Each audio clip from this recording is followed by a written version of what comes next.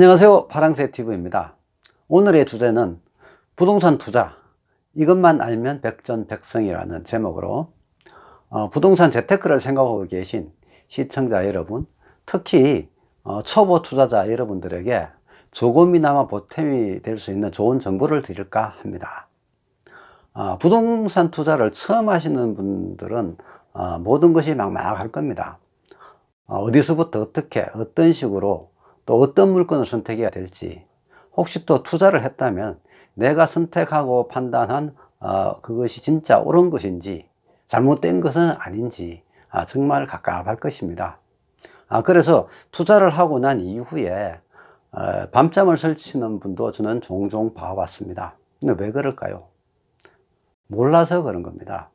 그런데 말입니다, 이런 여러 가지의 걱정거리들은 사실 미리 인지하고 사전에 피해갈 수 있는 방법은 충분히 있습니다.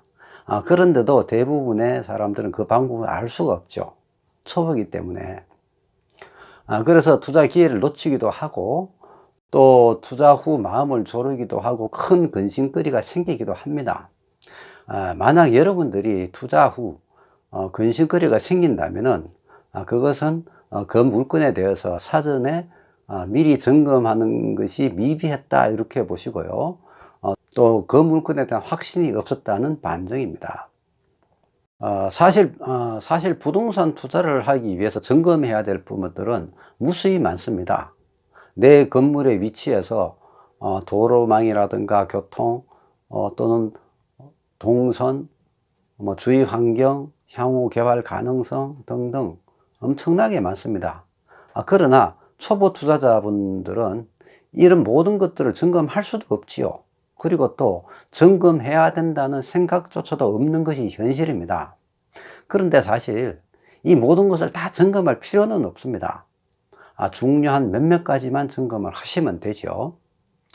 때로는 전문가의 도움을 받는 것도 하나의 방법입니다. 그런데 전문가의 도움을 받을 때도 내가 부동산의 기본 지식을 갖고 있을 때와 그렇지 않을 때는 천지 차이입니다. 모르고 있다면은 그 전문가의 말에 따라갈 수밖에 없고요. 이러라면 이러고 저러라면 저래야 되는데, 이런 사람들을 우리가 흔히 기가 얇다고들 하지요. 그런데 사실 기가 얇은 것이 아니라 모르는 겁니다. 모르기 때문에 무조건 따라갈 수밖에 없는 구조가 되는 거죠. 근데 만약 그 전문가라는 사람이 나쁜 마음을 먹으면 어떻게 될까요? 여러분들은 대책이 없습니다. 무조건 당할 수밖에 없습니다. 그것이 현실입니다. 부동산을 떠나서 모든 것에는 기준이라는 것이 있습니다. 예를 들어서 이것이 크다, 작다를 표현을 했을 때 그것을 판별을 하기 위해서는 기준점이 분명히 있어야 되듯이 부동산도 똑같습니다. 부동산도 어느 추천자가 추천을 해 줬을 때 이 물건이 진짜 좋은 건지 아닌지는 내가 기본적인 지식을 가지고 있으면 그것이 어느 정도는 판별이 됩니다. 그런데 그렇지 않는다면 그 사람 말에 휘둘릴 수밖에 없는 그런 구조가 되겠죠. 저는 부동산 컨설팅 회사를 한 20년간 근무를 하면서 초보 투자자 여러분들의 다양한 걱정거리들을 많이 접해 왔었습니다. 그래서 누구보다도 그 내용을 잘 알고 있기에 오늘 몇 가지를 좀 짚어 드릴까 합니다. 그럼 시작해 보실까요? 부동산 투자, 이것만 알면 백전백승. 세 가지 부제목으로 나누어 놨습니다. 첫 번째는 부동산 투자 개념의 이해. 둘째, 나무보다 숲을 먼저 보라. 셋째, 나만의 기준을 만들어라입니다. 제목에서 알 수 있듯이 상당히 포괄적인 내용이 담겨 있음을 아실 겁니다. 첫째, 부동산 투자 개념의 이해에서 부동산 투자 시 가장 먼저 염두에 두어야 할 부분은 여러분도 다들 아시다시피 안전성, 수익성, 황금성입니다. 이것을 우리가 투자의 3대 요소라고 하죠. 이 내용은 우리가 이미 고등학교 때 다 배운 내용일 것입니다. 안정성은 운용에 가는 것이고요. 수익성은 수익률에 가는 것입니다. 황금성은 매매에 가는 것이죠. 이 조건 하에서 물건을 선택하면 별 하자는 없을 것입니다. 그런데 이렇게 모든 조건을 충족시키는 물건은 그리 흔하지는 않겠죠. 하지만 알고는 있어야 이 물건이 내 앞에 왔을 때 놓치는 경우가 없을 것입니다. 수익성에 대해서는 물건 구매 시 대출을 최대한도로 많이 받으면 수익은 더 올릴 수가 있습니다. 어떤 분들은 은행 돈도 빚인데 내 여윳돈으로 하지 뭐하러 은행 돈을 쓰냐 하고 말씀하시는 분도 계세요. 하지만 투자의 기본 원칙은 최소 비용으로 최대의 효과를 보는 것입니다. 대출을 받지 않는다면 구매 비용 전액을 부담해야 할 것입니다. 대출을 받으면 받은 만큼 부담이 줄어들겠죠. 물론 대출 이자 부담이 되기는 하지만 월세가 금리보다는 최소 2~3배 이상 되기 때문에 대출을 받음으로써 그 차익을 취하는 것입니다. 안전성과 수익성이 좋으면 황금성은 따라오는 것입니다. 예를 들어 공실 없이 운영이 잘 되는 물건이 수익도 좋다 하면은 매매는 상당히 용이하겠죠. 모든 것이 다 그런 것이 아니라 예외되는 것도 있습니다. 안정성과 수익성이 좋은 물건이지만 그 매매 금액이 수십억에서 수백억을 간다 했을 때 이런 물건은 황금성이 떨어진다고 보셔야 하겠죠. 따라서 일반인들이 접근할 수 있는 범주의 물건이어야 한다는 전제하였습니다. 옛말에 집을 살 때도 살기 좋은 집보다는 팔기 좋은 집을 사라고 했습니다. 여기서 집이란 투자 목적이 아니라 거주 목적을 얘기하는 것입니다. 거주 목적의 집을 사더라도 언젠가는 팔 때를 대비해야 한다는 얘기입니다. 다시 말해서 이 말은 투자의 3대 요소를 잘 지키라는 얘기겠죠. 여러분들은 투자 전 꼭 이 3대 요소를 생각하고 움직이시 바랍니다. 네, 다음에 3개 항목을 잘 주목해 주시기 바랍니다. 아파트는 1000세대 이상 되어야 한다. 오피스텔은 역세권에 있어야 한다. 상가는 대로변 코너에 위치해야 한다. 이 말은 우리가 흔히 상식이라고 알고 있는 내용입니다. 여러분들 혹시 이 말 중에 틀린 부분이 있을까요? 그러면 하나씩 세부적으로 한번 짚어보겠습니다. 아파트는 1000세대 이상 되어야 한다는 말은 20~30년 전에 나왔던 이야기입니다. 이 말이 나온 데는 나름대로의 조건이 붙어 있었습니다. 그것은 도심의 외곽이나 수도권의 외딴 곳에 지어지는 아파트의 한정된 이야기였습니다.